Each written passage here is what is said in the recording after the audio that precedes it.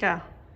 Hi, welcome to the active space. You don't know how to use the elevator, and I'm gonna show you. So once you're in the elevator, you have to make sure the little gate is closed. You have to close the doors. Sometimes one door goes in front of the other. Obviously this one goes last. You have to make sure that the doors are closed. Pull down on the bars, let it slide up. These have to be making a metallic connection on every floor of the building, otherwise the elevator will not run. Then you go over here to this lovely control panel. The elevator either goes up or down depending upon this wire here.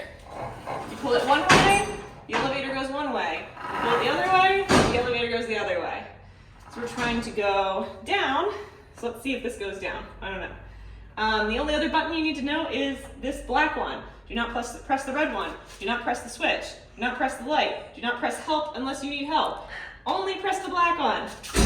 Up, that's up. We don't want to go up, so it's the other way. Switch that, hits the ceiling.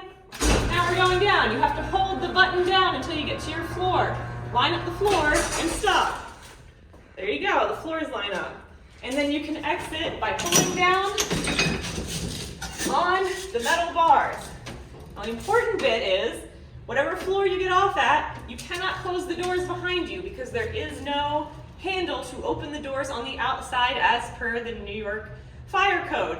Don't ask me why. It seems very unsafe to me too. But don't close the doors behind you. So wherever you get out, you leave the doors open. Unless you're on the first floor, the ground floor. We don't want the doors to the outside just open. So if you're leaving through here, don't do that. Leave through the first floor at least. Maybe even the second floor or third floor is better because then people can't climb up the elevator shaft and steal your stuff. Thank you for riding the Active Space elevator.